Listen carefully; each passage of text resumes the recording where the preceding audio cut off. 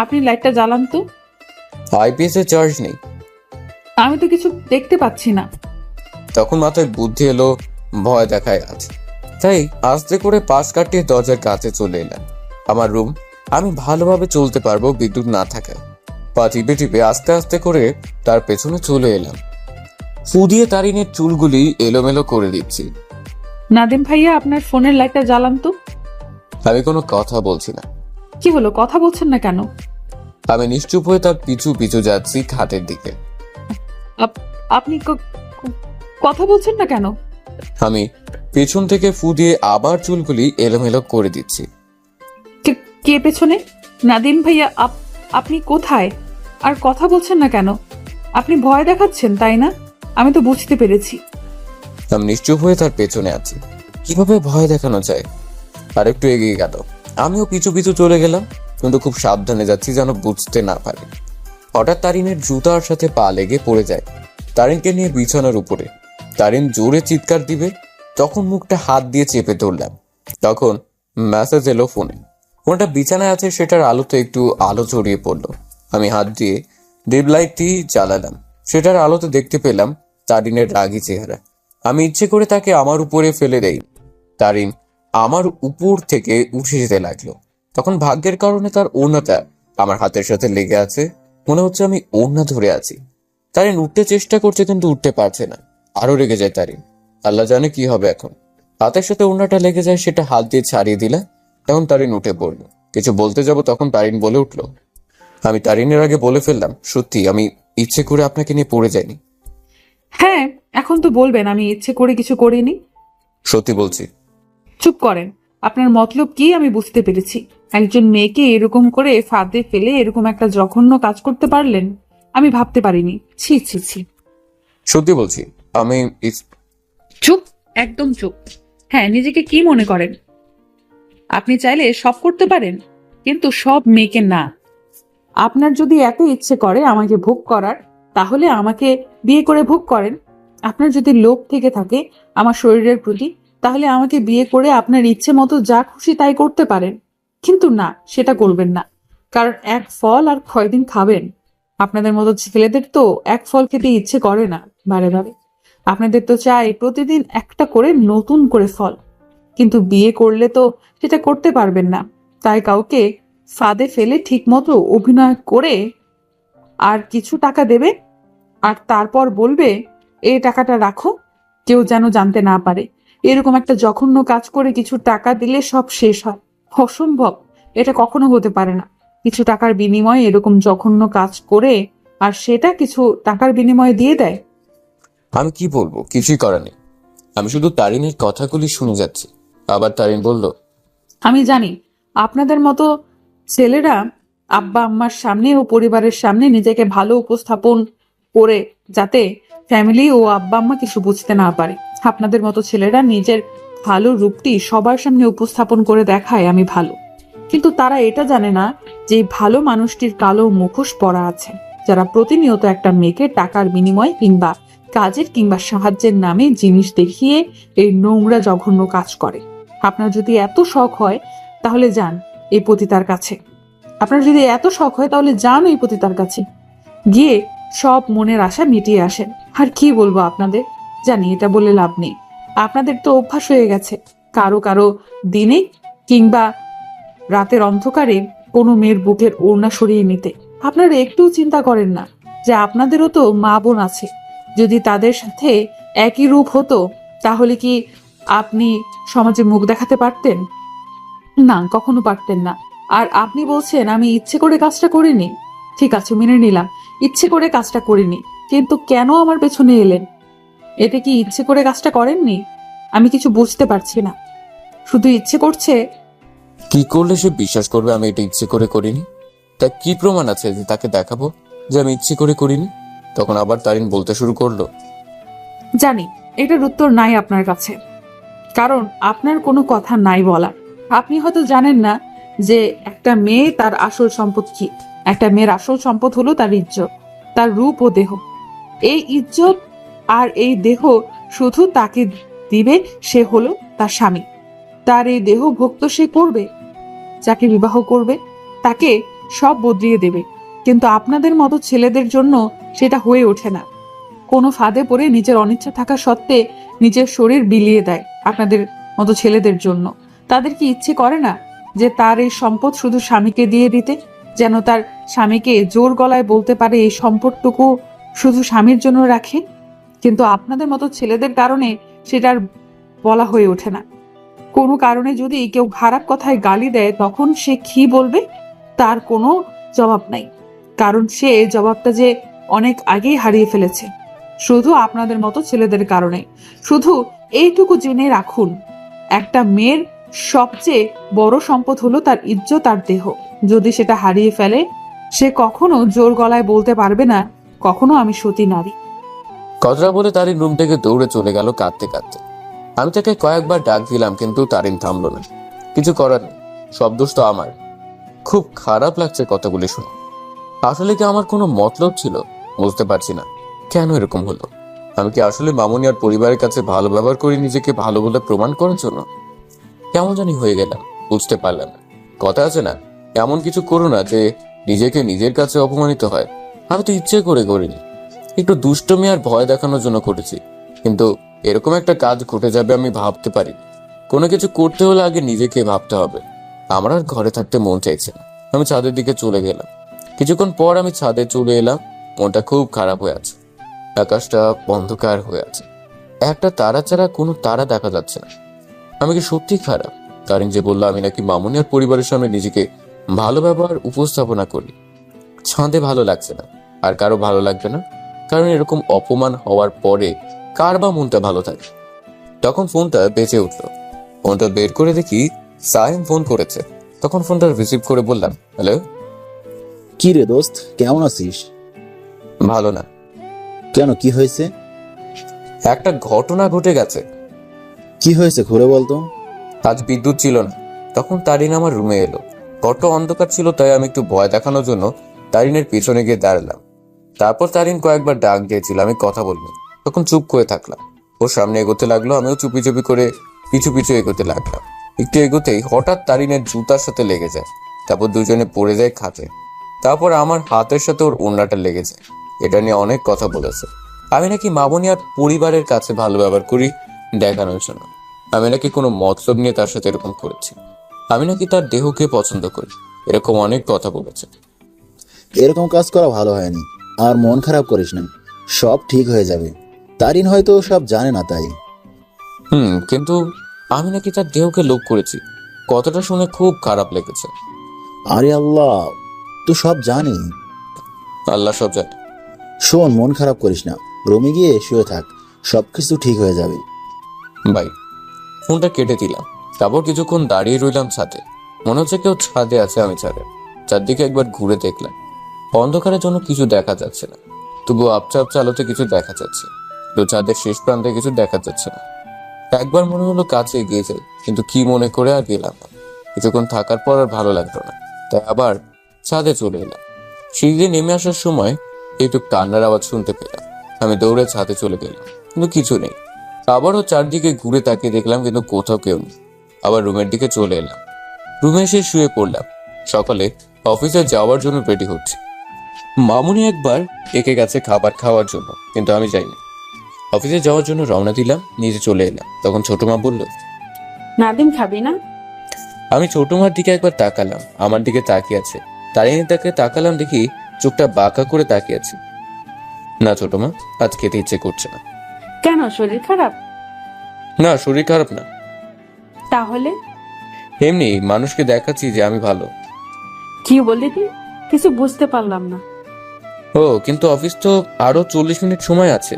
আজ একটু তাড়াতাড়ি বের হতে হবে। তাহলে কিছু খেয়ে নিস। চেষ্টা করব। মানে? খেয়ে নিব। ঠিক আছে। ছোট মা, দেরি হয়ে যাচ্ছে, আমি যাচ্ছি। আচ্ছা ঠিক আছে, যা। আমি বাসা থেকে বের হলাম। আসার সময় শুনতে পেলাম ছোট মা তারিনের কথা। তারিন অর্ধেক খাবার রেখে উঠে যাচ্ছিস যে? খেতে মন চাচ্ছে না আন্টি। কেন, কিছু হয়েছে নাকি? না, এমনি ভালো লাগছে না আন্টি। ও খাবার খেলে ঠিক হয়ে যাবে। না আন্টি, খেতে পারছি না।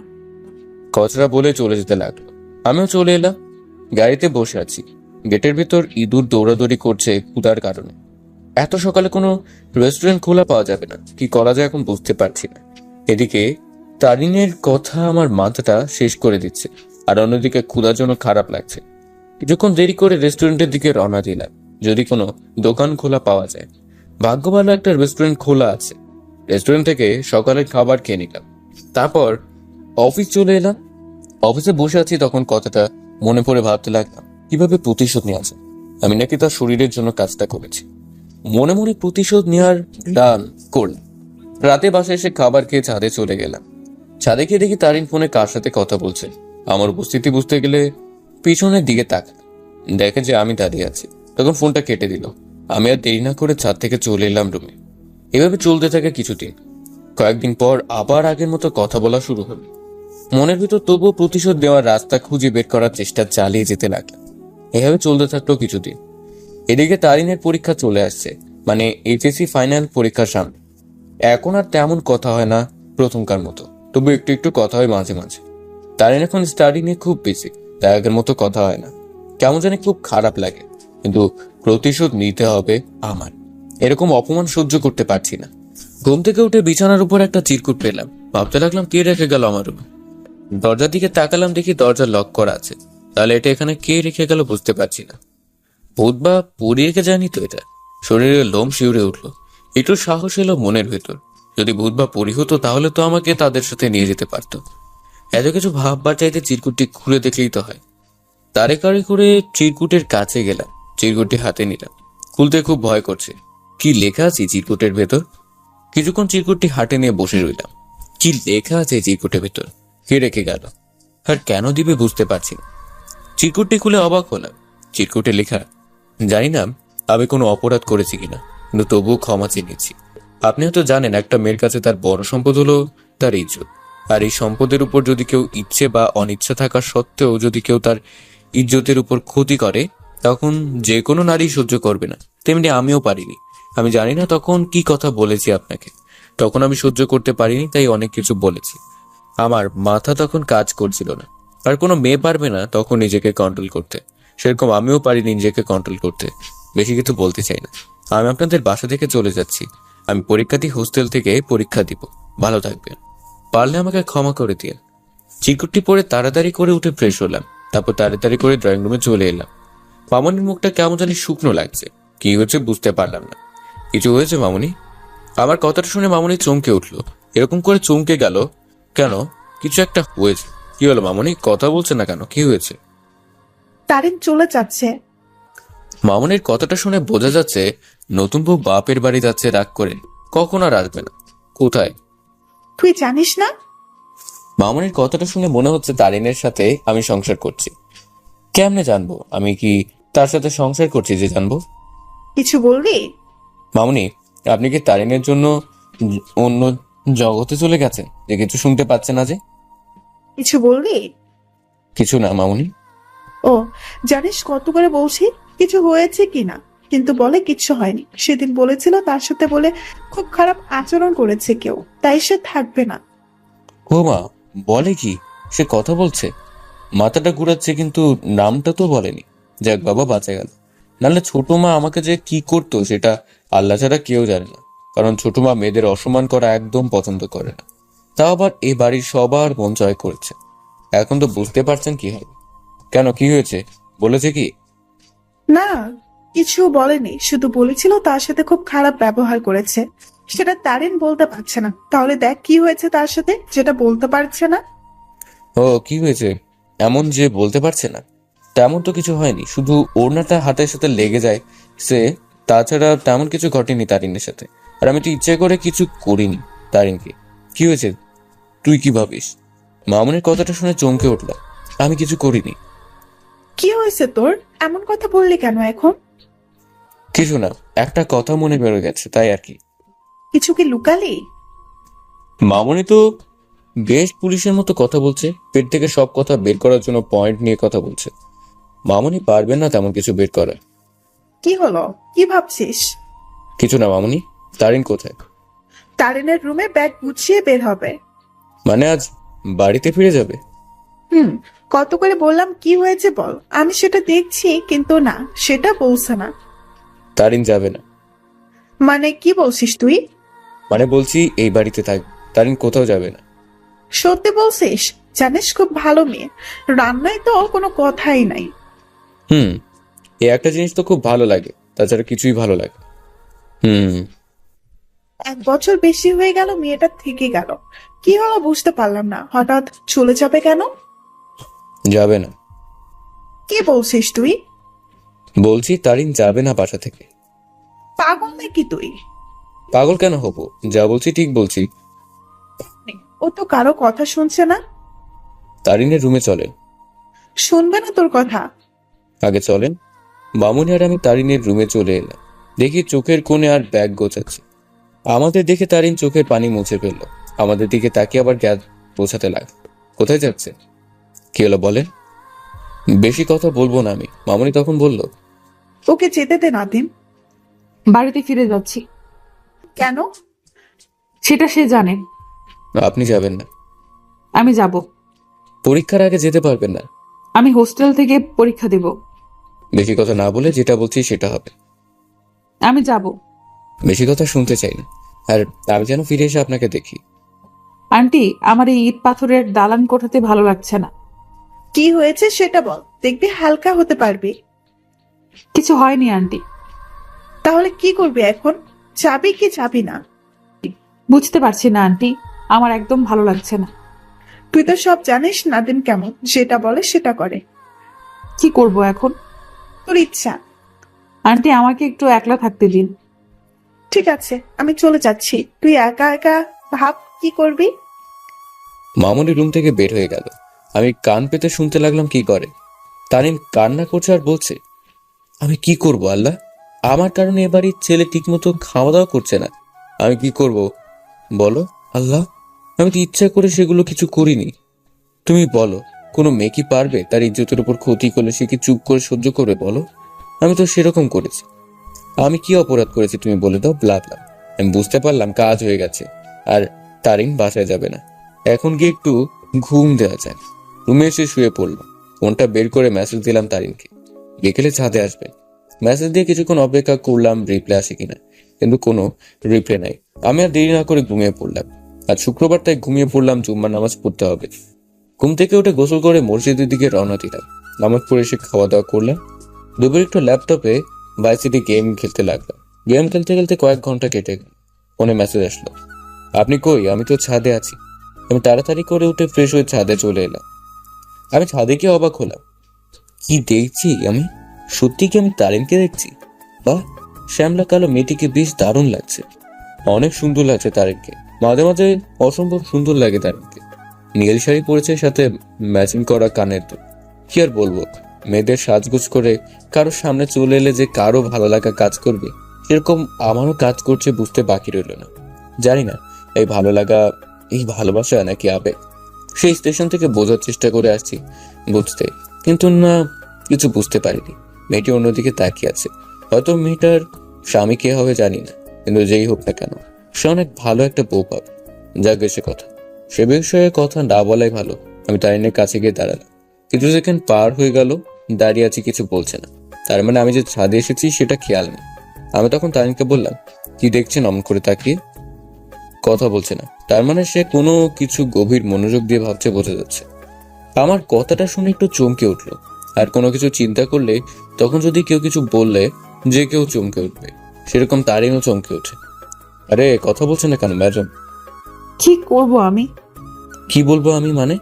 আপনি তো মেসেজ দিলেন যে আমি ছাদে চলে এসেছি। আরে, সকালে কে বলেছিল ছাদে আসতে? ও শিট, আমার তো মনে ছিল না। জি, এখন মনে আছে। সো এখন বলেন। কেন, বাসায় যেতে চেয়েছিলেন? এমনি যেতে চাইছিলাম। এমনি নাকি আমার জন্য? কথাটা শুনে আমার চোখের দিকে তাকান। আমার জন্য, আপনার জন্য না। তাহলে মামুনিকে বলেছেন কেন যে আপনাকে নাকি খারাপ ধরনের ব্যবহার করেছে, সেজন্য আর থাকতে চান না? এমনি বলছি। এমনি বলেছেন তাই না? তাহলে বলে দিয়েন যে আপনার বড় ছেলে আমার সাথে খারাপ ব্যবহার করেছে। সেটা বলার প্রয়োজন মনে করি না। নাকি অন্য কিছু? আপনি কি আমার সাথে ঝগড়া করার জন্য ডেকেছেন? আরে রেগে যাচ্ছেন কেন? আমি তো আপনাকে ভালো কথা বলছি। আর কিছু বলবেন? কেন, চলে যাবেন নাকি? যদি আর কিছু বলতে চান তাহলে বলতে পারেন। তারিন চলে যেতে লাগলো, তখন ডাক দিয়ে বললাম, এই যে দাঁড়ান। তারিন দাঁড়িয়ে গেল, আমি কাছে চলে গেলাম। আমি বলাতে থেকে গেলেন। মানে? মানে হলো, আমি বলেছি যাবেন না, আর আপনি জানেন, তাই বলছি। আপনি কি আমার সাথে ঝগড়া করতে চান? আসলে না মানে। কি? টেস্ট পরীক্ষা কবে? আমার দিকে ভালো করে তাকালো। বাহ, কি দেখছে আমার ভেতর? 7 তারিখে। ও শুধু এই প্রশ্নের জন্য ডেকেছিলেন? না মানে হ্যাঁ। আমার পড়তে হবে, আমি গেলাম। বারে কি ভাবরে বাবা, আমাকে পড়তে হবে, আমি গেলাম।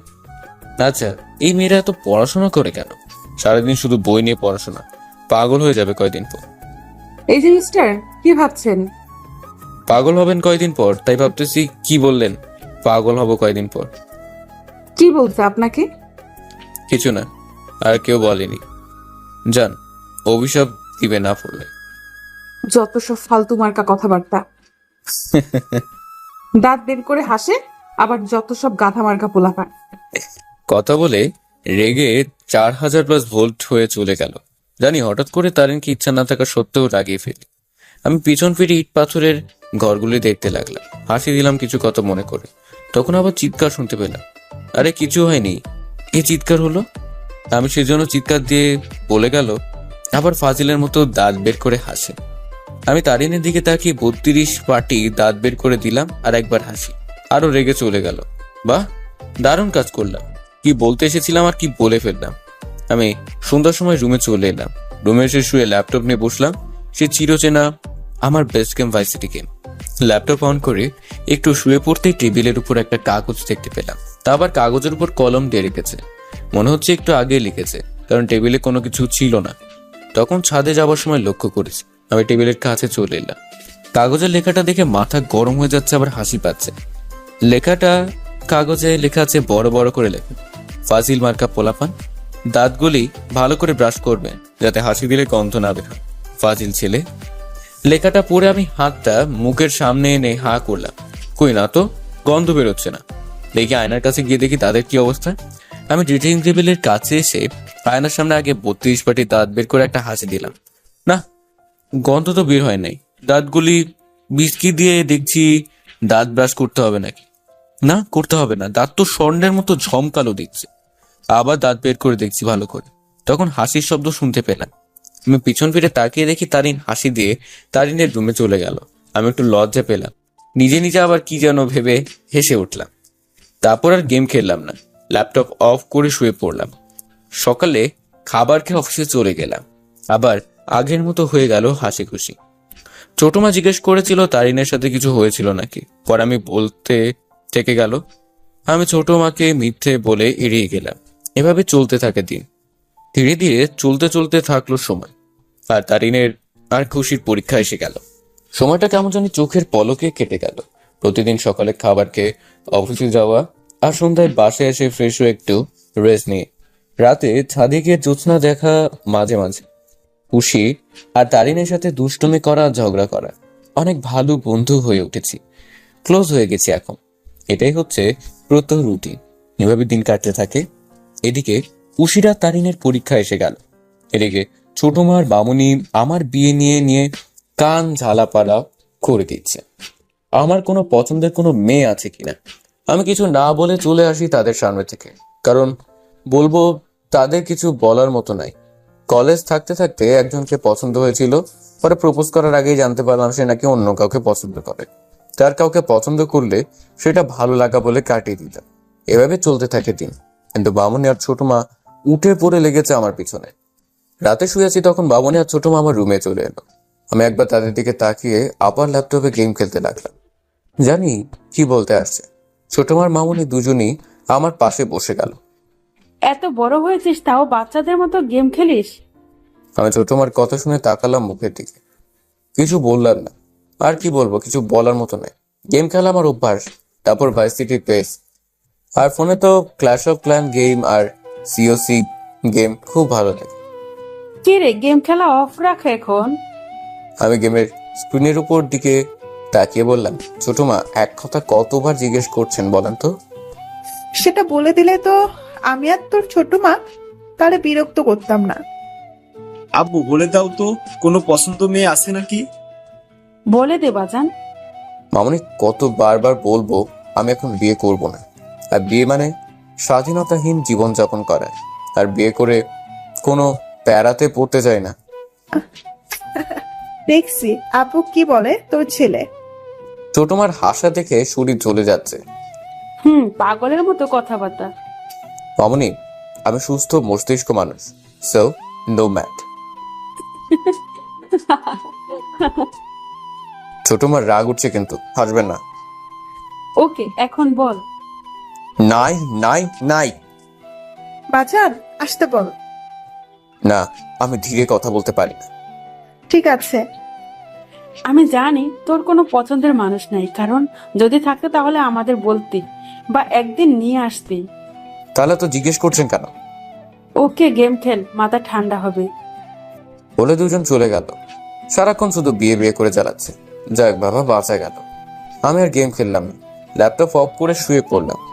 সকালে অফিসে চলে গেলাম, সন্ধ্যায় বাসায় এসে শুয়ে পড়ি রেস্ট নেওয়ার জন্য। এভাবেই কাটতে থাকে দিন। এদিকে পরীক্ষা শুরু হয়েছে, এখন অফিসে যেতে দেয় না। মানে পরীক্ষা দিচ্ছে দুজন, আর আমি নিয়ে যাওয়া আর নিয়ে আসা আমার দায়িত্ব দিয়েছে। আমি এখন ড্রাইভিং করি। হাতেম আঙ্কেলকে প্রতিদিন নিয়ে আসে আর নিয়ে যায়। পরীক্ষা এক এক করে শেষ হতে লাগলো। প্রায় 1 মাস হয়ে গেল পরীক্ষা শুরু হয়েছে, আর পরীক্ষা শেষ হবে কাল। যাক বাবা, বাঁচা গেল। এত কষ্ট হচ্ছে যে প্রতিদিন 3 ঘন্টা করে অপেক্ষা করি, সেটাও অপেক্ষা করতে হবে। যাক, খুশিদার তারিনের কথাটা শুনে খুব ভালো লাগে। যখন বলে পরীক্ষা খুব ভালো হয়েছে, তখন সবকিছু কষ্ট ভুলে যায়। সকালে ঘুম থেকে উঠে দেখলাম 8টা বেজে গেছে। লাফ দিয়ে তাড়াতাড়ি করে ফ্রেশ হতে লাগলাম। প্রায় আধ ঘন্টা লেগে গেল ফ্রেশ আর রেডি হতে। অতঃপর তাড়াতাড়ি করে খেয়ে বের হলাম। নিচে এসে দেখি বসে আমার জন্য অপেক্ষা করছে। চলো চলো। গাধা শার্টের কলার ঠিক মতো সই করতে পারে না। হাত দিয়ে কলারটা সই করে নিলাম। চলো এখন। চলে এলাম কলেজে পরীক্ষার ক্যান্টিনে। অপেক্ষা করতে লাগলাম কখন পরীক্ষা শেষ হবে। অতঃপর পরীক্ষা শেষ হয়েছে। আমি গাড়িতে বসে আছি। কিছুক্ষণ যাওয়ার পর গাড়িটা ব্রেক করাতে আমার হাতটি তারিনের কোন এক জায়গায় লেগে যায়। তখন তারিন চোখটা বড় বড় করে ঠাস করে গালে লাগিয়ে দিল। তারিন ঠাস করে আমার গালে লাগিয়ে দিল। আমি গালে হাত দিয়ে তারিনের দিকে তাকিয়ে আছি। খুশি অবাক হয়ে তাকিয়ে আছে। ড্রাইভার আঙ্কেল গাড়িটা স্টপ করে আমার দিকে কেমন করে তাকিয়ে আছে। সবাই বোঝার চেষ্টা করছে আমাকে কেন থাপ্পড় মারলো হঠাৎ করে। তারিনের চোখে পানি দেখতে পেলাম, আর আমার তো থাপ্পড় খাওয়ার পর চলে এসেছে। খুশি কিছু বলতে গিয়ে থেমে গেল। আমি তো ইচ্ছে করে কিছু করিনি। ব্রেক করাতে হাতে স্পর্শ হয়েছে তার শরীরে। আমি আর কিছু না বলে গাড়ি থেকে নেমে ড্রাইভারের পাশে বসে পড়লাম। সবাই নিশ্চুপ হয়ে আছে। তখন ড্রাইভার আঙ্কেলকে বললাম, আঙ্কেল চলে। চাচ্ছু, তোমার কোনো সমস্যা হয়েছে? মাথাটা দিয়ে না বোধক করলাম। তখন হাতটা দিয়ে ইশারা করে বললাম চলে। তখন বাসার দিকে রওনা দিলাম। আমি কথা বলতে পারছি না। আমি ক্লাসের দিকে একবার তাকালাম, দেখি খুশিকে ধরে কেঁদেই যাচ্ছে। আমার জানি কেমন লাগছে। কেন মাঝে মাঝে এরকম হয় কেন বুঝতে পারছি না। অতবার বাসায় এসে কেউ কারোর সাথে কথা না বলে যার যার রুমে চলে গেলাম। ভাগ্য ভালো আজ মামনি আর ছোট মা যার যার রুমে আছে, না হলে কি হতো বলতে পারছি না। আমি এসে দূরে এসে দরজা লক করে সেটা ফুল স্পিডে ছেড়ে দিলাম। এত গরম লাগছে যে মনে হচ্ছে তাপমাত্রা 45+ ডিগ্রি, তবুও শরীরে গরম কম মনে হচ্ছে না। শুয়ে গেলাম বিছানায়। চোখ দিয়ে পানি অবিরাম ঝরে যাচ্ছে। আমি চোখের পানি মুছতেছি না, তার ইচ্ছা মতো গড়ে পড়ুক। আমি কেন যে তার পাশের সিটে বসে গেলাম। কপালে লিখন, সেটা উল্টাতে যাবে না। যা হবার হয়েছে, এটা তো কপালে ছিল। কিছুক্ষণ পর শরীরটা ঠান্ডা অনুভব করতে লাগলাম। এর মানে শরীরের রাগী ভাবটা কমে গেছে। এসি পাওয়ার স্বাভাবিক করে দিলাম। আমি ভাবতে লাগলাম কি করা যায়। যেটা ঘটে গেছে সেটা ক্ষমা চাওয়া যাবে না। কারণ কি বলবো তারিনকে? আমি ইচ্ছা করে স্পর্শ করিনি, তা আবার শরীরের অস্পর্শ জায়গায়। কি বলবো তাকে? আমি ইচ্ছে করে স্পর্শ করিনি, এটা ভুল বলে তাড়িয়ে দিবে। কিন্তু আল্লাহ তো জানে আমি ইচ্ছে করে স্পর্শ করেছি বা করিনি। কিন্তু যদি এমন কাজটা ঘটে যাবে জানলে সামনে বসতাম। আর কেউ কি জানে যে কি ঘটবে? তাহলে তো সেরকম কাজ করতো না। যদি আগে জানতো। শুয়ে কেঁদে যাচ্ছে অবিরাম, কিন্তু কষ্টগুলি রয়ে গেছে বুকের ভেতর। একবার সে যে অপরাধ করেছিলাম, কত কথা বলেছিল, আর আজ কিছুক্ষণ কেটে গেল কাঁদতে কাঁদতে। একটা ডায়েরি বের করে নিয়ে লিখতে লাগলাম কিছু চাপা কষ্টগুলি। লিখে ড্রয়ারের ভেতর রেখে দিলাম। কেমন জানি মনে হচ্ছে নিজেকে শেষ করে দিই, কিন্তু তবুও পারছি না নিজেকে শেষ করে দিতে। কাঁদতে কাঁদতে কখন যে ঘুমিয়ে পড়েছি জানি না। ফোনের শব্দে ঘুমটা ভেঙে গেল। ফোনের দিকে তাকিয়ে দেখি ছোট মা কল করেছে। ধরবো কি ধরবো না ভাবতে ভাবতে ফোন বেজে কেটে গেল। অবাক হলাম, কারণ 9 বার কল করেছে। ফোনটা হাতে নিয়ে কল ব্যাক করবো কি সেটা ভাবছি। ছোট মা ফোন দিলে কথা বলবো। কিছুক্ষণ কেটে গেল, কিন্তু কল দিচ্ছে না। ঘড়ির দিকে তাকিয়ে দেখি 12টা 51 বাজে। এত রাতে ফোন করেছে, কিছু হয়েছে নাকি আমার জন্য? মেসেজ দিলাম ছোট মাকে, আম্মু ফোন করছেন কেন? একটু পর মেসেজ আসলো, কি হয়েছে তোর? ফোন ধরছিস না কেন? তুই ঠিক আছিস তো? আমি উত্তর দিলাম, ঠিক আছে আম্মু। খেয়েছিস কি বাহিরে? আমি মিথ্যে উত্তর দিলাম, জি আম্মু খেয়েছি। আমি মেসেজ দিলাম, আল্লাহ হাফেজ। আর কোনো মেসেজ আসলো না। আমি অবাক হলাম, প্রায় 8 থেকে 9 ঘন্টা ঘুমিয়েছিলাম। কিছু না বলে ঘুমিয়ে পড়ল। সাথে একটা ঘুমের ওষুধ খেয়ে নিলাম। তারপরে মামুনির ফোনে মেসেজ দিলাম, মামুনি কাল অফিসে যাব না, আব্বুকে যেতে বলবে। আর কাল আমি অনেক ঘুম পারবো, তাই ডাকতে এসো না, আল্লাহ হাফেজ। মেসেজটা দিয়ে ঘুমিয়ে যাওয়ার চেষ্টা করেছি। ওষুধ খেয়েছি, সেটা কাজ করছে। চোখের পাতা লেপটে আসছে, চোখ খুলতে পারছি না। তার মানে ঘুম মামা এসে গেছে। সকাল সকাল তারিন ছোট মার রুমে এসে গেছে। ছোট মা তারিনকে দেখে বলল, এখানে দাঁড়িয়ে কেন? এখানে এসে বস। তারিন ছোট মার কাছে গিয়ে বসলো। তখন ছোট মা বলল, কিছু বলবি তারিন? না মানে আন্টি, আজ আম্মুর কথা মনে পড়ছে, তাই বাসায় যেতে চাইছিলাম। ঠিক আছে যা। তাই মাথা নিচু করে বলতে হবে নাকি? ভালো লাগছে না, শুধু আম্মুকে মনে পড়ছে। ঠিক আছে, আজ চলে যা, তাড়াতাড়ি রেডি হয়ে নিস। তোর আঙ্কেল তোর সাথে যাবে। সত্যি বলছেন আন্টি? তোর আঙ্কেলের সাথে কথা হয়েছে, যা তাড়াতাড়ি রেডি হয়ে নি। ওকে, তাহলে যাই আন্টি। যা। তারিন চলে যেতে লাগলো। তখন ছোট মা ডাক দিল। তারিন, তারিন দাঁড়িয়ে বলল, জি আন্টি। একটু আমার কাছে আসবি? তারিন ছোট মার কাছে চলে গেল। আমার কাছে আয় তো মা। তারিন ছোট মার কাছে গিয়ে বসলো। ছোট মা তারিনের কপালে চুমু দিল। তারিন তখন কেঁদে দিল। জানেন আন্টি, আমার মা ঠিক এরকম ভাবে চুমু দিত, কিন্তু আজ সে আকাশের তারা হয়ে গেছে। ছোট মাকে জড়িয়ে কেঁদে দিল। ছোট মা তারিনকে বুকে জড়িয়ে ধরলো। ছোট মা তারিনের চোখের পানি মুছে দিলেন আর বললেন, আরে কাঁদিস কেন মা? কে বলেছে তোর আম্মু আকাশের তারা হয়ে গেছে? আমি তোর আম্মু আজ থেকে। আম্মু? হ্যাঁ রে। হুম, যা এখন রেডি হয়ে নে, আবার দেরি হয়ে যাবে। ঠিক আছে আন্টি। আবার? সরি আম্মু। এখন যা। তারিন তার রুমে চলে গেল। আরে দেখছেন ছোট মা কত ভালো মানুষ, এত এত ভালোবাসা তার মাঝে। কিন্তু একটা দুঃখ, তার কোনো সন্তান হবে না, ডাক্তার বলে দিয়েছে। তার জন্য খুব কষ্ট হয় কোনো সন্তান না হতে। কিন্তু ছোট মা বলে, আমার 2টা সন্তান, একটা হলো নাদিম আর একটা হলো খুশি। দেখছেন কত ভালোবাসতে পারে মানুষকে। ঠিক তেমনই ভাবে রাগ আছে প্রচুর, যা বলবে সেটাই করতে হবে। আর একটা বিষয় হলো তারিনের আম্মুর কথা। তারিন বলেছিল তার আম্মু আছে, তাই না? কিন্তু আবার বলল আম্মু মারা গেছে। তারিনের চাচিকে আম্মু বলে, কারণ ছোট থেকে মেয়ের মতো মানুষ করেছে। তারিনের জন্য কোনো সন্তান নেননি। যদি তারিনের আব্বুর কথা না রাখতে পারে সেজন্য। সে অনেক কথা এখন বলে শেষ করা যাবে না। তারিন রেডি হয়ে ছোট মার রুমে চলে আসে। ছোট মার কাছে চলে যায়। এদিকে ছোট মা বিছানা ঠিক করছে। কি রে, তুই রেডি হয়েছিস? হ্যাঁ আন্টি। আবার আন্টি? সরি, আর ভুল হবে না। তারিনের দিকে তাকাতে গভীর চোখে তাকিয়ে আছে, কারণ তারিন যে শাড়ি পরেছে তার দারুণ লাগছে। ছোট মার এরকম ভাবে তাকিয়ে থাকা দেখে বলল, আম্মু কি দেখছো? আমার পরীকে দেখছি। তুমি না? ঠিক বলছি। শোন, তোর জন্য একটা রাজপুত্র দেখেছি। তোর চাচ্ছু আর তোর আম্মুর সাথে কথা হয়েছে। বললেই হলো, আমি বিয়ে করব না কোনোদিন। পাগলি বলে কি বিয়ে করবে না? ঠিক আছে, আমি ডাক্তার হব, তারপর বিয়ে। সমস্যা নেই, ডাক্তার হবি কিন্তু বিয়ের পর। আগে আম্মুর কাছে গিয়ে বলবো আমি বিয়ে করব না, সো করব না। আগে আমার লাইফ, তারপর বিয়ে। এখন চল, তোকে এগিয়ে দিয়ে আসি। ঠিক আছে, চলেন। তারিনা ছোট মা রুম থেকে বের হয়ে গাড়ির কাছে চলে যেতে লাগলো। সিঁড়ি নামার সময় ছোট মা বলল, ইস, ফোনটা রেখে এসেছি টেবিলে। মা তুই যা, আমি ফোনটা নিয়ে আসি। ঠিক আছে। ছোট মা চলে গেলেন ছোট মার রুমে, আর তারিন নাদিমের রুমের দিকে চলে গেলেন। তারিন নাদিমের রুমে এসে দরজা খুলে ভেতরে ঢুকতে যাবে, কিন্তু দরজার ভেতর থেকে লক করা আছে, তাই খুলতে পারলো না। তারিন কি যেন ভেবে মনে মনে বলল, তারপর গাড়ির দিকে চলে গেলেন। তারিন কি ভাবছো? চাচ্ছ তো ডাকে। ও হ্যাঁ, যাও। আব্দুর রহিম চাচুর কাছে চলে গেলেন। কি হলো, চলো, অনেক দেরি হয়ে যাচ্ছে। সবাইকে বলে বিদায় নিল তারিন। ছোট মা ড্রাইভারকে বলে দিল, মালপত্র ভালো করে ট্রেনে উঠিয়ে দিও। তারপর তারিন আর তারিনের চাচু গ্রামের বাড়ির দিকে চলে যায়। তারিন চলে যাওয়ার সময় নাদিমকে মেসেজ দিয়ে গেল, আমি চলে যাচ্ছি, ভালো থাকবেন। আর আমার রুমের টেবিলে একটা কাগজ রেখে দিছি, পড়ে নেবেন। নাদিমের ঘুম ভেঙে গেল। তখন ফোনের ঘড়ির টাইম দেখতে গিয়ে দেখে তারিনের একটা মেসেজ আর মামুনির কয়েকটা কল। ঘড়ির টাইম দেখে অবাক হলো, কারণ বিকেল 4টা বাজে। এর মানে অনেক ঘুম হয়েছে, প্রায় 14 থেকে 15 ঘন্টা ঘুমিয়েছিলাম। উঠে ফ্রেশ হতে ওয়াশরুমে চলে গেল। ওয়াশরুম থেকে গোসল করে বের হয়ে আসে। আয়নার কাছে এসে চুল আঁচড়াতে গিয়ে মুখ ও চোখের দিকে খেয়াল করে, চোখ আর মুখ ফুলে গেছে অতিরিক্ত ঘুম পাড়ার জন্য।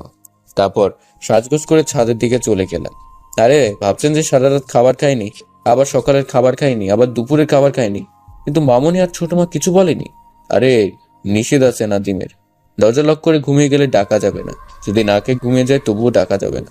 না হলে একটা চাবি তো সামনের কাছে আছে, সো সে চাবি দিয়ে খোলা যেতে পারতো, কিন্তু তা করেনি। নাদিমের খুব রাগী, তাই তার ইচ্ছার বিরুদ্ধে কিছু করে না। সেজন্য মনে হয় কল করেছিল মামনি, কিন্তু ঘুমিয়ে যাওয়ার কারণে রিসিভ করতে পারিনি। কয়েকবার কল দেওয়ার পর না ধরাতে আর দেয়নি। ছাদে চলে এলাম। আজ খুব খারাপ লাগছে, একটু বেশি ঘুম পাড়ার কারণে আরেকটি ছাদে আজ একা। তারিন নাই। তারিনের কথা মনে পড়ে, মেসেজের কথা মনে পড়ে গেল। তখন ফোন বের করে দেখে মেসেজ, দেখে অবাক হয়ে যায়। আমি চলে যাচ্ছি, ভালো থাকবেন। আর আমার রুমে টেবিলে একটা কাগজ রেখে দিয়েছি, পড়ে নিবেন। মেসেজ দেখে তো অবাক হলাম, তাই তো আর ছাদে তারিন নেই। তারিনের রুমের দিকে চলে গেলাম। তারিনের রুমে গিয়ে দেখি টেবিলে একটা কাগজ রাখা। কাগজটা দেখে মনের ভিতর কেমন জানি করছে, লাভ লেটার নাকি, মনের ভিতর ঢুকপুক করছে। কাগজটা হাতে নিয়ে অবাক হলাম। প্রথমে ক্ষমা চেয়ে নিচ্ছি, জানি না কি আপনার অভিনয়, নিজেকে ভালো পরিচয় দিতে গিয়ে আমার কাছে ধরা খেয়ে গেছেন। সেদিন রাতের ঘটনা কিছু মনে করিনি, কিন্তু কাল কি করেছেন একটু ভেবে দেখেছেন কি? একটা স্পর্শে মেয়েদেরকে সতী নারী থেকে বিরত রাখে। বাসরাতে স্বামীর কাছে কখন গর্ব করে বলতে পারবে না আমি একজন সতী নারী, আপনি ছাড়া কেউ আমাকে টাচ করতে পারেনি। কখন গর্ব করে বলতে পারবো না আমি সেই নারী যে স্বামী ব্যতীত অন্য কোনো পুরুষের হাত পড়েনি শরীরে, ইত্যাদি ইত্যাদি করে গর্ব করে বলতে পারবে না স্বামী বা অন্য কাউকে। কিন্তু আপনি আমার সরলতার সুযোগ নিয়ে কি করেছেন সেটা একটু ভাবেন। আর কিছু বলবো না। কাল থাপ্পড় মারতে চাইনি, কিন্তু মস্তিষ্ক এমন হয়ে গেছিল সেটা ছাড়া কিছু করতে পারছিলাম। যদি পারেন ক্ষমা করে দিন, আর কোনোদিন অন্য মেয়েকে এরকম কিছু করবেন না। আমি চলে যাচ্ছি আপনাদের বাসা থেকে। লেখাটা পরে ধপ করে ফ্লোরে বসে গেলাম। কি শুনতে পেলাম আমি নাকি সরলতার সুযোগ নিয়ে এগুলো করেছি। আল্লাহ, আপনি তো আমার মনের খবর জানেন। আমি সরলতার সুযোগ নিয়েছি কি, নাকি ইচ্ছে করে করেছি, নাকি কোনো দুর্ঘটনা এগুলো হয়েছে? চোখের পানি অবিরাম ঝরে পড়ছে। মিথ্যে কিছু কথায় মানুষকে শেষ করে দেয়। তারা একটু ভেবে দেখে না ঘটনাগুলি যে ঘটে যাচ্ছে সেগুলো কি ইচ্ছে করে করছে, নাকি কোনো খারাপ ধরনের মতলব আছে, নাকি ঘটনা ঘটে যাচ্ছে কোনো কিছু ছাড়া। সেটা কোনো খবর না নিয়ে কাগজগুলো করা ঠিক না। কিছুক্ষণ পর উঠে দাঁড়ালাম, চোখটা মুছে রুম থেকে বের হয়ে গেলাম। রুম থেকে বের হওয়ার পর রুমের দরজার কাছে লক্ষ্য করলাম ছোট মা দাঁড়িয়ে আছে। আমি সোজা রুমে চলে এলাম। ভাবতে লাগলাম ছোট মা সব দেখে ফেলেছে নাকি, আর যদি দেখে ফেলে তাহলে তো কি মনে করবে আল্লাহ ভালো জানে। দরজা লাগিয়ে শুয়ে কাঁদতে লাগলাম। আমি নাকি সরলতার সুযোগ নিয়ে কাজগুলো করছি। লাবড়া, কাঁদতে কাঁদতে কখন যে ঘুমিয়ে পড়েছি মনে নেই। মামুনির ডাকে ঘুম থেকে উঠলাম। নাদিম, নাদিম, নাদিম, ঘুম চোখে বললাম, জি মামুনি। কি হয়েছে তোর? কিছু না। তাহলে এই সন্ধ্যায় রাতে ঘুমিয়ে গেছিস কেন? এমনি মামুনি। শরীর খারাপ নাকি? না মামুনি, এমনি। ফ্রেশ হয়ে আয়, খাবার খাবি। না মামুনি, খাবার খাবো না। কেন? খেতে ইচ্ছে করছে না। ধুর, পাগলের মতো কথাবার্তা, তাড়াতাড়ি খেতে আয়। না মামুনি, খেতে মন চাচ্ছে না। ঠিক আছে, আমি খাবার নিয়ে আসছি, খাইয়ে দিব। বলে চলে গেল। আমি উঠে ফ্রেশ হয়ে আসলাম। একটু পর মামুনি চলে আসলো, সাথে খাবার নিয়ে আসলেন। খায়ে দিল খাবার। অতঃপর পরের দিন ঘুম থেকে উঠে পড়লাম সকাল সকাল। খেতে মন চাইছে না, শুধু একটা কথা মাথার ভেতর কেমন করছে। সারাদিন কেমন করে কেটে যাচ্ছে বুঝতে পারছি না। সারাদিন ঘুম আর কান্না করা ছাড়া কিচ্ছু করতে পারছি না। এভাবে কেটে গেল দিন। পরের দিন বিকেলে বের হয়েছি মনটা ফ্রেশ করার জন্য, কিন্তু তবুও ভালো লাগছে না, তাই বাসায় এসে শুয়ে পড়লাম। এভাবে কেটে যেতে লাগলো দিন, কিন্তু ছোট মা কিছু বলছেন। ব্যাপারটা কেমন জানি মনে হচ্ছে। কয়েকদিন এভাবে কেটে যেতেই ভালো করে পরিবারের সবাই লক্ষ্য করতে লাগলো আমার ব্যবহারের কাজকর্ম। বেশ কয়েকদিন কেটে গেল, এখন আর আগের মতো লাগছে না। কিছু পরিবর্তন এসে গেল আমার মাঝে। একদিন রুমে বসে আছি, তখন খুশি এসে বলল, ছোট মা ডাকে। আচ্ছা আমি আসছি, যা। খুশি চলে গেল। আমি উঠে চলে গেলাম ড্রয়িং রুমে। দেখে মামনিও খুশি আর ছোট মা কথাবার্তা বলছে। আমি চলে গেলাম সেখানে। ছোট মা বলল, এখানে আমি বসে গেলাম। একটা কথা বলতে চাই। আমি ছোট মার দিকে তাকালাম। কি কথা বলতে চাই হঠাৎ করে এভাবে ডেকে এনে? কি হলো, কি ভাবছিস? কিছু না ছোট মা। বলবো কি? জি বলেন। বলতে চাইছি যে তারিনের অর্ধেক কথাটা বলে থেমে গেল। কি বলতে চাই? তারিনের কথা আবার বলতে লাগলো। তারিনের সাথে তোর বিয়ে ঠিক করেছি। কথাটা শুনে কেমন জানি হয়ে গেলাম। কি বলছে এসব? কি রে, চমকে গেলি যে? তোর কি কোনো পছন্দের মেয়ে আছে? যদি থাকে তাহলে বল, সমস্যা নাই, তাকে বউ করে আনবো। নিশ্চয়। কি রে, কথা বলছিস না কেন? না, কি হলো তোর? ছোট মা কি বলছে সেটার উত্তর দে। নেই কোনো পছন্দের মানুষ। আমি জানি তোর কোনো পছন্দের মেয়ে নেই। দেখছিস, তোকে বলেছিলাম না নাদিমের কোনো পছন্দের কোনো মেয়ে নেই। তাহলে কি করবি এখন রেখা? নাদিমের কাছে জিজ্ঞেস করে নে সে কি তারিনকে বিয়ে করবে নাকি করবে না। আচ্ছা তুই কি তারিনকে পছন্দ করিস? মানে বিয়ে করতে কোনো আপত্তি আছে তোর? কি বলবো এখন আমি? হ্যাঁ বলে দিব কি? তাহলে প্রতিশোধ নিতে পারবো। কি হলো, কি ভাবছিস? কিছু না। তাহলে বল। আপনাদের ইচ্ছা, আমার কোনো পছন্দের মেয়ে নেই, তাই যাকে আপনারা পছন্দ করবেন তাকেই বিয়ে করবেন। কথাটা বলে রুমে চলে আসলাম। সেখান থেকে রুমে এসে ভাবতে লাগলাম, যাক প্রতিশোধ নিতে পারবো তাহলে। বিয়ের আলোচনা চলতে শুরু করলো। হয়তো আগে থেকে সব ঠিক করে রেখেছিল তারা, তাই বিয়ের দিন ঠিক করে ফেললো। আগামী শুক্রবারে বিয়ের দিন ঠিক করা হলো। বাড়ির বড় ছেলে বিয়ে, তাই ধুমধাম করে বিয়ে হবে। বাসাটা সাজাতে লাগলো বিভিন্ন রকম জিনিস দিয়ে। 2 দিনে বাসাটা সাজিয়ে কমপ্লিট করেছে। চলে এলো বিয়ের দিন। সবাই খুশি, একমাত্র ছেলের বিয়ে। 2 মার 1 ছেলে বলে কথা। সবাই যার যার মতো আনন্দ করছে। বিয়ে যাত্রী নিয়ে তারিনের বাসার দিকে রওনা হতাম। প্রায় কয়েক ঘন্টা পর তারিনের বাসায় পৌঁছে গেলাম। বিয়ে বাড়িতে খাওয়া দাওয়ার পর্ব শেষ হলো। অতঃপর বিয়ে পড়ানো হলো। বউ নিয়ে মানে তারিনকে নিয়ে আমাদের বাসায় চলে এলাম। অনেক কান্নাকাটি করেছে তারিন। বাসর ঘরে বউকে আর আমাকে নিয়ে যাওয়া হলো। সবাই বউ দেখতে লাগলো। আমি এর ফাঁকে ছাদে চলে গেলাম। আজ আকাশ খুব ভালো লাগছে। আকাশে অনেক তারার মেলা বসেছে, আর সবার মাঝে চাঁদটাকে অনেক বড় দেখাচ্ছে। ঝিরিঝিরি বাতাস বইছে, হালকা শীত করছে। কিছুক্ষণ আকাশের দিকে তাকিয়ে রইলাম। পেছন থেকে খুশি আর সায়েমের কণ্ঠ শুনতে পেলাম। দেখছো খুশি, তোমার ভাইয়া এখানে। ভাইয়া তুই এখানে? আমি পিছন ফিরে তাকালাম। ভাবলার মতো তাকিয়ে কি দেখছো ভাইয়া? কিছু না। তখন সায়েম বলে উঠলো, এখানে কি করিস? চল বাসর ঘরে, ভাবি একা একা বসে আছে। আমাকে আকাশ দেখতে দে। জানিস আজ আকাশটা খুব সুন্দর লাগছে। সায়েম, খুশি, তোরা দেখ, মনটা ভালো হয়ে যাবে। সাইম ভাইয়া দেখেছো কি বলে? খুশি, তোমার ভাইয়াকে আসল চাঁদের কাছে নিয়ে চলো। সেখানে গেলেই বুঝবে চাঁদের আলো কেমন। আমি যাব না, তোরা যা, চাঁদ দেখতে দে। আমি আল্লাহর বানানো চাঁদ দেখবো। আস্তাগফিরুল্লাহ, তুই বলিস কি? আমরা যাব মানে? পাগল হয়েছিস নাকি তুই? এটা করিস না দোস্ত। আজকে রাতটা এখানে কাটাতে দে, কাল থেকে রুমে শুয়ে থাকবো। আস্তাগফিরুল্লাহ, চল। সাইম ভাইয়া কথা না বলে ধরে নিয়ে চলো তো। তাই করো। খুশি আর সায়েম দুজনেই ধরে নিয়ে গেল বাসর ঘরের দিকে। বাসর ঘরে রেখে দুজনে বের হয়ে গেল। যাওয়ার সময় বলে গেল, বিড়াল কিন্তু সাবধানে মারবে ভাইয়া, আমি ভাবির কাছে শুনে নিব পরে। বলে রুমের দরজা লাগিয়ে দিল। বাসর ঘরটা অনেক সুন্দর করে সাজিয়েছে। বিভিন্ন রকমের ফুল দিয়ে সাজিয়ে রেখেছে রুমটা। দেখতে খুব ভালো লাগছে। বাসর ঘরের চেয়ে সব থেকে বেশি সুন্দর লাগছে তারিনকে। আমি দাঁড়িয়ে আর চোখে তারিনকে দেখছি। তারিন ঘোমটা দিয়ে বসে আছে। হয়তো আগে থেকে চেনা, তবুও প্রথম রাত। অনেক গহনা দিয়ে সাজিয়ে রেখেছে। নতুন বউ সাদা সাদা এবার সাজানো লাগে সেরকম ভাবে সাজিয়ে রেখেছে। আমি মন ভরে দেখে নিলাম তারিনকে। কারণ বিয়ে করেছে ঠিক, কিন্তু বউয়ের মর্যাদা পাবে না। আর যদি পায় তাহলে প্রতিশোধ নেওয়ার পর। প্রতিশোধ নিলে কেউ কি তার স্বামীর সাথে সংসার করবে? মনে হয় না কোনো মেয়ে সংসার করবে। মন ভরে দেখলাম তারিনকে। আমি যে তারিনকে পছন্দ করি হয়তো তারিন জানে না, আর জানতে পারবে না। তারপর তারিনের দিকে তাকিয়ে বললাম, 2 রাকাত নফল নামাজ আদায় করি আল্লাহর জন্য। তারিন মাথাটা নাড়িয়ে হ্যাঁ বলুক করলো।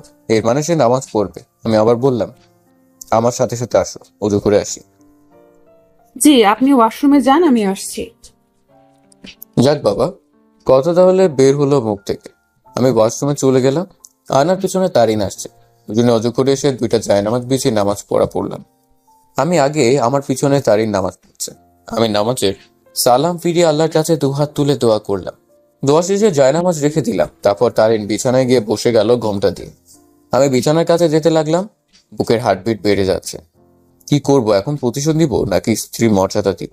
বুঝতে পারছি না কি করব এখন, কিন্তু মাথার ভেতর শুধু প্রতিশোধের কথা ঘুরপাক খাচ্ছে।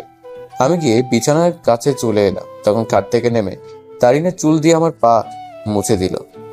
তারপর আবার খাটে গিয়ে বসে পড়লো। ঘুমটা দিয়ে বসে আছে নাকি আমাকে ফলো করছে? আমি তারিনের ঘুমটা নামিয়ে তারিনের দিকে তাকাই। বাহ, অসাধারণ লাগছে শ্যামলা মেয়েটাকে। দেখতে একদম ঠিক পরীর মতো লাগছে। আমার এরকম তাকানো দেখে তারিন লজ্জা পেল। তারিনের সবচেয়ে খারাপ জিনিস লক্ষ্য করলো। আমার তো সহ্য হচ্ছে না। এত লিপস্টিক নেয় কেন বুঝতে পারি। আমি তারিনের আরো কাছে চলে গেলাম। আমাকে এত কাছে যাওয়া দেখে তারিনের বুক শুকিয়ে গেল। মনে হচ্ছে ভয় পেয়েছে। আমি তারিনের সামনে বসে আছি। জানি না কি হবে একটু পর। দুজনে চুপ করে বসে আছি খাটের মাঝখানে। কেউ কোনো কথা বলছে না। আমি দুষ্টুমি করে হাতটি তার ঠোঁটের দিকে বাড়িয়ে দিলাম। তারিন খুব ভয় করছে, মুখ দেখেই বোঝা যাচ্ছে। আমি আলতো করে তার ঠোঁটের লিপস্টিক মুছে দিলাম। তারিন আরো বেশি করে ভয় করছে। কারণ কি করছি আমি? আমি লিপস্টিক মুছে দিয়ে বললাম, আমি শুয়ে থাকবো, আমাকে ঘুমাতে দাও। আমার কথাটা শুনে তারিনের মুখে কেমন জানি ছাপ এসে গেল। ভাবছে কি বলছি আমি। আমি আবার বললাম, কি হলো, কথা শুনতে পাওনি? তারিন আমার চোখের দিকে তাকিয়ে আছে। আমি কি বলছি সেটা বোঝার চেষ্টা করছে। কি হলো? আমার দিকে তাকিয়ে কি ভাবছো? যেটা বললাম সেটা করো। তাই একটু সরে বসলো। আমি এক খাটে দুজন শুয়ে থাকতে পারি না। তাই নিশ্চুপ হয়ে আমার দিকে তাকিয়ে আছে। আমি সব কি বলছি বুঝতে পারছি না। ভাবছো হঠাৎ এরকম করছি কেন? তোমার মতো কাজের মেয়েকে আমি বিয়ে করবো এটা ভাবতে পারলে? আমি শুধু প্রতিশোধ নেওয়ার জন্য বিয়ে করছি। কারণ তুমি বলেছিলে না আমি নাকি তোমার দেহকে চাই। আজ পেয়েছি, তাই না? আজ আমার ইচ্ছা মতো নিজের খায়েশ পূরণ করতে পারবো। কিন্তু কেন করবো না জানো? সেদিন বলেছি না আমি তোমার সরলতার সুযোগ নিয়ে তোমাকে স্পর্শ করেছে, বলেছিলে না? হ্যাঁ, ঠিক আছে, আমি মেনে নিয়েছিলাম আমি তোমাকে স্পর্শ করেছি সরলতার সুযোগ নিয়ে। সেদিন কত কষ্ট হয়েছিল জানো? আরে তুমি জানবে কেমনে? সেটা তো আর দেখতে পাওয়া যায় না। মনে হচ্ছে ভেতরটা খুলে দেখায় তোমাকে ইচ্ছে করে স্পর্শ করেছিলাম নাকি। আমাকে ছোট বোনের সামনে ছোট করেছিলে। সে হয়তো কি ভেবেছে জানি, কিন্তু পরিস্থিতি দেখে তো বোঝা যায় কি ঘটেছে। একটা কথা ভালো করে শুনে রাখো, আমি তোমাকে স্ত্রীর মর্যাদা দিতে পারবো না। কারণ আমি তোমাকে বিয়ে করেছি 2টা কারণ, এক প্রতিশোধ নেওয়ার জন্য আর এক ফ্যামিলির পছন্দ। সো নিজেকে স্ত্রীর মর্যাদা পাবে। আর একটা কথা মনে রাখবে, মামনি আর ছোট মা মানে ফ্যামিলির সবাই যেন বুঝতে না পারে আমার এই কথা। সবার সামনে আমার সাথে অভিনয় করবে, আর এই কথাগুলি ভুলেও কাউকে বলবে না। মনে থাকে যেন। আমি ঘুমাবো, অনেক টায়ার্ড লাগছে। তারিন অপলক দৃষ্টিতে আমার দিকে তাকিয়ে কথাগুলি শুনছে। হয়তো চোখের পানি ঝরছে না কেন সে জানে। হয়তো শত কষ্টে নিজের চোখের পানি ধরে রেখেছে। কারণ কোনো মেয়ে বাসরাতে এই কথাগুলি আশা করবে না। কথাগুলি কেমন করে যে বললাম আমি নিজেও জানি। কথাগুলি বলতে কত যে কষ্ট হয়েছে তা বোঝাতে পারবো না। তারিন খাট থেকে উঠে নিচে নেমে গেল। তখন মনে হলো তারিনকে জড়িয়ে ধরে বলি, তোর বুকের ভিতর ঝড় বইতে লাগে। আমি কি করছি এসব? আমি কি সত্যি প্রতিশোধ নিচ্ছি? আর কেন নিব না? তারিনকে বোঝাবো যে আমি সত্যি কি তার দেহকে চাইছি। তারিন সোফায় গিয়ে শুয়ে পড়লো উপর দিকে মুখ রেখে। তারিনকে বললাম, এই চাদর আর বালিশ নিয়ে যাও। আমার দিকে তাকালো তারিন। বুঝতে পারলাম বৃষ্টি শুরু হয়েছে। তারিন আমার কথা না শুনে ঘুমিয়ে পড়লো। আমি উঠে লাইট অফ করে দিয়ে শুয়ে পড়লাম। আমি জানি সব ছেলে বা মেয়ের একটা স্বপ্ন থাকেই রাত। তেমনি তারিনেরও ছিল এবং আমারও ছিল। কিন্তু এমন কেন করলাম তারিনের সাথে? আমি কি সত্যি? না, আসলে আমি একটা গাধা যে সেটা নিয়ে প্রতিশোধ নিচ্ছি। সুন্দর একটা মনকে কষ্ট দিচ্ছি। তারিন পারলে আমাকে ক্ষমা করে দিও। আমি জানি এই প্রতিশোধ কয়দিন নেওয়া শেষ হবে। আমি যে তোমাকে পছন্দ করি, কিন্তু সেদিনের থাপ্পড়ের কথা যে আমাকে শেষ করে দিচ্ছে।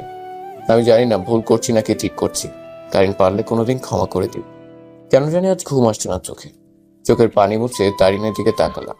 লাইটটা অফ করেছি, দেখতে পারছি না মেয়েটি ঘুমিয়ে পড়েছি নাকি এখন কান্না করছে। আমি চোখের পানি মুছে উঠতে চাইছি, কিন্তু হঠাৎ মনে হলো এখন যদি তার কাছে যাই নিশ্চয়ই খারাপ হবে। তাই আবার শুয়ে পড়লাম। অনেকক্ষণ কেটে গেল, কিন্তু আজ ঘুম আসছে না চোখে। বুঝতে পারছি না কি হলো। আজ মামা কি আমার চোখে আসবে না? চোখের পানি কোণে বের হয়ে গড়িয়ে পড়ছে, বুঝতে পারছি না। তারিনকে কষ্ট দিয়ে কি আমি কষ্ট পাচ্ছি? হ্যাঁ, কষ্ট পাচ্ছি, কারণ জানি না। একা একা ভাবতে প্রায় 1 ঘন্টা পেরিয়ে গেছে। এখন কি তারিন ঘুমিয়ে গেছে নাকি এখনো ফুপিয়ে ফুপিয়ে কান্না করছে? আমি যে পারছি না তারিনের কষ্টগুলো সহ্য করতে। আমি কি প্রতিশোধ না নিয়ে তাকে স্ত্রীর মর্যাদা দিতে পারি না? মনকে নানা রকম প্রশ্ন করে যাচ্ছি প্রতিনিয়ত, কিন্তু কেন জানি সেই চিঠির কথাগুলি ভেসে উঠছে চোখের সামনে। আরো কিছু সময় কেটে গেল। এখন মনে হয় তারিন ঘুমিয়ে পড়ছে। এখন তাকে খাটে এনে শুয়ে দেওয়া ভালো হবে। আমি উঠে লাইটটা জ্বালিয়ে নিলাম। দেখি তারিন গুটিসুটি হয়ে শুয়ে আছে। আমি তারিনের কাছে চলে এলাম। ভাবতে লাগলাম আমাকে ডাক দিব নাকি কোলে করে নিয়ে বিছানায় শুয়ে রেখে দিব। যদি তারিন ঘুমিয়ে না যায় তাহলে তো আমাকে খারাপ বলবে।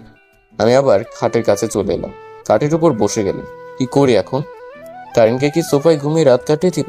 না, এটা ভালো দেখায় না। কারণ আমি তো দুজন খাটে শুয়ে থাকতে পারি না, এটা তো এমনি বলেছিলাম। আমাকে এত কিছু ভাববার সময় নেই। আমি আবার তারিনের কাছে চলে এলাম। তাকে কোলে নিব কি ভেবে আর নিলাম না।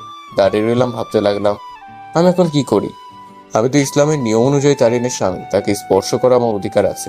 তবু কোথায় যেন বাধা দিচ্ছে। আমি তো তারিনের কাছে অনুমতি নেইনি। তাহলে কি তারিনের সাথে খারাপ ব্যবহার করা হবে? তখন তো লিপস্টিক নিয়েছিল, তাই অনুমতি ছাড়া টাচ করেছিলাম। কি করব বুঝতে পারছি না।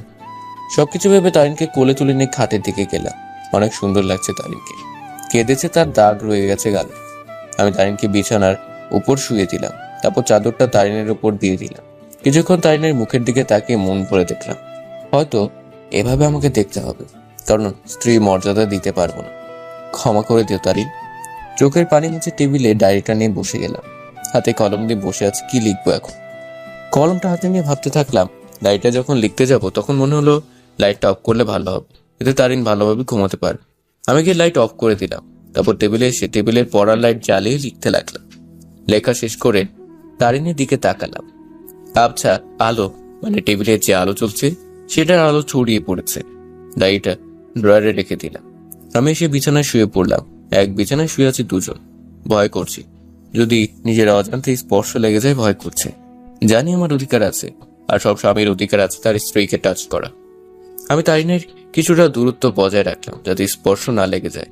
তাই আমি চাদর শরীরে নিলাম না। কিছুক্ষণ ভাবতে ভাবতে কখন যে ঘুমিয়ে পড়েছি জানি না। হঠাৎ করে ঘুমটা ভেঙে গেল।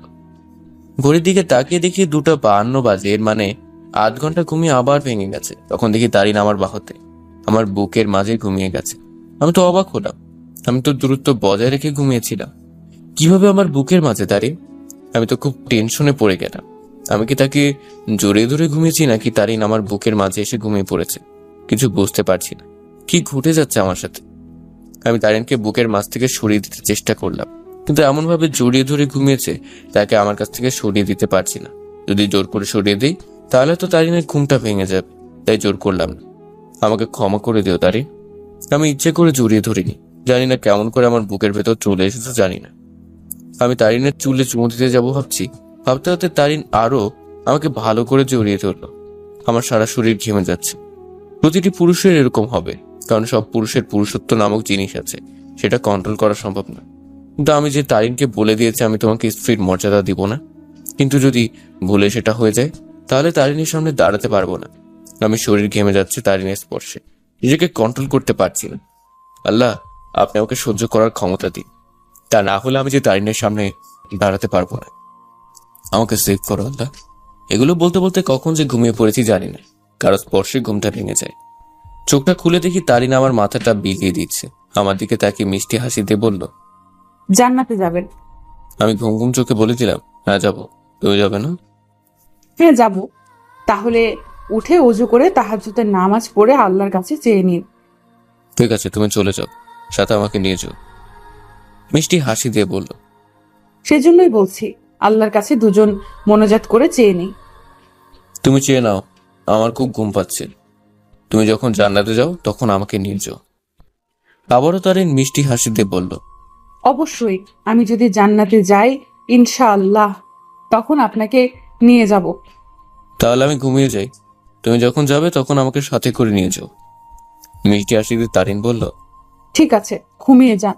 ইনশাআল্লাহ আমি যদি জান্নাতে যাই আমি আপনাকে নিয়ে যাব। তারিন মাথাটা বিলিয়ে দিচ্ছে আর নাদিমের দিকে তাকিয়ে আছে। নাদিম আবার ঘুম রাজ্যে চলে যায় আর তারিন কিছুক্ষণ নাদিমের দিকে তাকিয়ে থেকে আল্লাহর কাছে দোয়া করে, হে আল্লাহ, আপনি আমার স্বামীকে হেদায়েত দিয়ে দিন, আমি যেন তার সাথে একসাথে জান্নাতে থাকতে পারি, আমিন। আল্লাহর কাছে দোয়া করে আলতো করে নাদিমকে চুমু দিয়ে পাশ থেকে উঠে অজু করতে যায়। তারিন অজু করে এসে তাহাজ্জুদের নামাজ আদায় করে নিল আর আল্লাহর কাছে দোয়া করে তারপর কোরআন শরীফ তেলাওয়াত করলো। ফজরে আজান দেয়, কোরআন শরীফ তেলাওয়াত করতে করতে কোরআন শরীফ রেখে ফজরের নামাজ আদায় করে নিল। তারপর নাদিমের পাশে এসে আবার চুমু দেয় তারিন। কি যেন ভেবে তারিন মিষ্টি হেসে ওঠে। নাদিমের পাশে বসে কিছুক্ষণ নাদিমের দিকে তাকিয়ে রইল, তারপর মাথার চুলগুলি হাত দিয়ে এলোমেলো করে দেয়। তারপর ঘরটা গোছাতে লাগলো। ঘরটা গোছানো আছে, তবুও কিছু জিনিস এলোমেলো আছে। এদিকে বিয়ে বাড়িতে হইচই শুরু হয়ে যায়। তারিন সব গুছিয়ে নেয়। তারিন কি যেন খুঁজতে লাগলো, কিন্তু পেল না। আবার এসে নাদিমের পাশে বসে পড়ে। কিছুক্ষণ বসে থাকে বিছানায়, কি যেন ভাবছে তারিন। বাইরে থেকে তখন দরজায় নক করছে কে যেন। তারিন দরজা খুলে দেয়, দেখা যায় খুশি আর তার বান্ধবী। তখন তারিন ভেতরে আসতে বলল। খুশি তার বান্ধবীদের নিয়ে রুমে চলে আসে। খুশি দেখলো এখনো তার ভাই ঘুমিয়ে আছে। খুশি গিয়ে নাদিমের কাছে চলে যায়। খুশির এরকম দেখে তারিন খুশির কাছে চলে যায়। এই ভাইয়া উঠো। তারিন বলল, খুশি তোমার ভাইয়াকে ডেকো না, কেন ভাবি? আজ ঘুম পারেনি। তারিনের কথা শুনে খুশি ও খুশির বান্ধবীরা কেমন চোখে তাকিয়ে আছে। সবাই মনে মনে হাসছে। তারিনের কথা শুনে খুশি ও খুশির বান্ধবীরা কেমন চোখে তাকিয়ে আছে। সবাই মনে মনে হাসছে। বাবা, একদিনে কি মহব্বত হয়ে গেছে স্বামীর জন্য। ভাবি, কি ব্যাপার? তারিন লজ্জা পেয়ে গেল, কারণ তারা কি ভাবছে সেটা বুঝে গেছে তারিন। এদিকে নাদিমের ঘুম ভেঙে গেল। দেখ খুশি, তোর ভাইয়া উঠে গেছে। তার বউকে নিয়ে মজা করছো, সে কি ঘুম রাজে থাকতে পারে? এরকম কথা শুনে নাদিম কিছু বুঝতে পারল না। ভাবি, তা রাতে কি ঘটেছে বলবে কিন্তু। নাদিম বসে আছে সবার মাঝে। ঘুম থেকে উঠে কেমন জানি ফিল করছে। ভাইয়া, ফ্রেশ হতে যা। যাচ্ছি। ভাবি, বললে না কি করেছো রাতে? তারিন নাদিমের দিকে তাকিয়ে বলল, ঠিক আছে বলছি। নাদিম কেমন চোখে তারিনের দিকে তাকালো আর ভাবছে সব বলে দিবে কি তাহলে রাতের সে ঘটনা। ঋতু বলে উঠল, দেখ ভাইয়ের হাতে লিপস্টিক। কথা বলে সবাই হেসে উঠলো, সাথে তারিন। নাদিম হাতটা পিছনে নিল। ভাইয়া দেখেছি, তাড়াতাড়ি গিয়ে ফ্রেশ হয়ে নিন। তারিন মিষ্টি মিষ্টি হাসছে। ভাবি বলো না। বলছি এত তারা কিসের? সব বলবো, একটু ধৈর্য ধরো। নাদিম রেগে গিয়ে বলল, চুপ, একদম চুপ। লজ্জা করে না বড় ভাইয়ের সাথে বাসর ঘরে কি করেছে? এই তুমি এরকম করছো কেন? যাও ফ্রেশ হয়ে আসো। হ্যাঁ ভাবি, যা বলেছে তাই করো, যাও। নাদিম তারিনের চোখের দিকে তাকালো। তারিন সব বুঝে গেছে। কি হলো, যাও ওয়াশরুমে। নাদিম চলে গেল ওয়াশরুমে। সবাই হেসে দিল। ভাবি, তুমি না ভাইয়াকে একদিনে বশ করে নিয়েছো। কে বলেছে? একটু আগে দেখতে পেলাম। এইটুকু কথা শুনলে বশ বলে। জানি না। বিয়ে করলে সবাই বউয়ের কাছে বশ হয়ে যায়। এত দুষ্টু হয়েছ তাই না? ভাবির কাছে জানতে চায় তার বাসর ঘরের কথা। ভাবি বলো না কি হয়েছে। হিহিহি। তারিন আর খুশি ও খুশির বান্ধবীরা গল্পে মেতে ওঠে। নাদিম ওয়াশরুম থেকে বের হয়ে আসে, দেখে যে তারিন ঘরে নেই। ব্যালকনিতে গেছে মনে হচ্ছে। নাদিম আয়নার সামনে এসে চুল আঁচড়াতে লাগে। কেমন বোরিং ফিল করছে নাদিম। কিছুক্ষণ বসে রইল রুমে। কিছুক্ষণ পর তারিন রুমে আসলো। বোরিং ফিল করছে। তারিন এসে নাদিমের পাশে বসলো। নাদিম তারিনের দিকে তাকালো। তারিন তার দিকে তাকিয়ে আছে। নাদিম বলল, তুমি কি সব বলে দিয়েছো নাকি ওদের? আমি একটু হেসে তারিন বলল, আপনি কি পাগল যে বাসর রাতের কথা কেউ বলে নাকি? হে মা, এ মেয়ে বলে কি? তারিনের কথা শুনে মনে হচ্ছে বাসরাতে সব হয়েছে। তারিন আবার বলল, কি হলো, কি ভাবছেন? কিছু না। এজন্য দরজা নক করলো। তারিন বলল, নক করতে হবে না, ভেতরে আসো। খুশি ও খুশির বান্ধবীরা চলে গেল। ভাবি, নক করা ছাড়া ভেতরে আসা ঠিক হবে না, নতুন বউ বলে কথা। আরে তোমার ভাইয়া সেরকম কিছু করবে না। কেন ভাবি? সেটা তোমার ভাইয়ার কাছে জিজ্ঞেস করো। না থাক, জিজ্ঞেস করতে হবে না। কেন, ভয় করে নাকি ভাইয়াকে দেখে? না, তেমন কিছু না। তাদের কথাটা শুনে নাদিম রেগে যাচ্ছে, কিছু বলতে পারছে না। খুশি তখন বলল, ভাইয়া এখন ঘর থেকে যাও, কেন? ভাবিকে সাজগোজ করাতে হবে। সাজাও? আমি কি তোমাদের ভাবিকে ধরে আছি? ভাই বলে কি, কেন, কি বলছি? মেয়েদের পোশাক কি তোমার সামনে চেঞ্জ করবো নাকি? না। তাহলে বের হয়ে যাও, সবাই নতুন বউ দেখতে আসছে। যাচ্ছি, আর ভালো করে বললেই তো হতো। জি, তাড়াতাড়ি বের হও ভাইয়া। আমি রুম থেকে বের হয়ে এলাম। বাসায় অনেক মেহমান এসেছে। আমি সিঁড়ি দিয়ে নেমে নিচে যাচ্ছি। নিচে এসে সাইমকে খুঁজতে লাগলাম, কোথায় গেল? এদিক ওদিক কিছুক্ষণ খুঁজলাম, কোথাও নেই। রান্নার ওখানে যাবো নাকি? সেখানে থাকতে পারে। আমি রান্নার ওখানে যেতে লাগলাম, তখন পেছন থেকে ছোট মা ডেকে উঠল। নাদিম, আমি পেছনে ঘুরে ছোট মার কাছে গেলাম। জি ছোট মা, কিছু বলবেন? হ্যাঁ, ওদিকে কোথাও যাও। রান্নার ওখানে সাইম আছে নাকি, তাই যাচ্ছি। সায়েম শপিং মলে গেছে একটা জিনিস আনার জন্য। ও, তুমি কোথাও যেও না, কেন ছোট মা? কাজ আছে। ঠিক আছে। তুমি তোমার রুমে গিয়ে বসো, যখন ডাকবো তখন এসো আমার রুমে। জি। এখন যাও। আমি ছোট মার ওখান থেকে চলে আসলাম। রুমের দিকে যেতে মনে হলো তারিনকে তো পোশাক চেঞ্জ করে দিচ্ছে। আমি আর রুমের দিকে না যেয়ে সোফায় গিয়ে বসে পড়লাম। অনেকক্ষণ বসে রইলাম, একা একা বোরিং বোরিং লাগছে। একা একা মানে সবার সাথে কি কথা বলা যায় নাকি? কিছুক্ষণ পর নানু চলে আসলো। কি নানু ভাই, এরকম ভাবে বসে আছো কেন? ভালো লাগছে না। কেন নানু ভাই? জানো, নানু কেমন জানি বোরিং বোরিং ফিল করছে। যাও বউর কাছে চলে যাও, তাহলে ভালো লাগবে।